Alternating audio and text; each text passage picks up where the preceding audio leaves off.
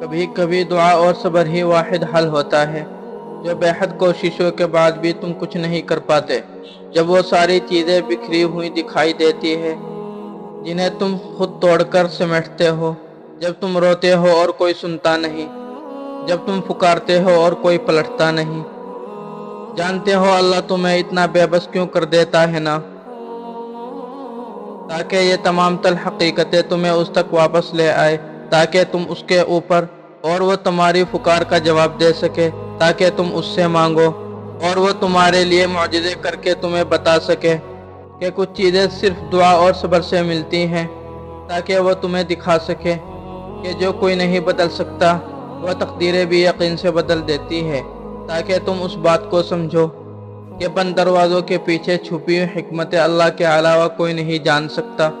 اور یہ کچھ چیزوں کو اللہ کے حوالے کر دینا ہی بہتر ہوتا ہے، کیونکہ اس کا فیصلہ ہمارے لیے کبھی غلط نہیں ہو سکتا۔ تم نے تو بس خاموشی سے اس کے کن کا انتظار کرنا ہے، ڈھیروں دعائیں کرنی ہے، صبر کرنا ہے،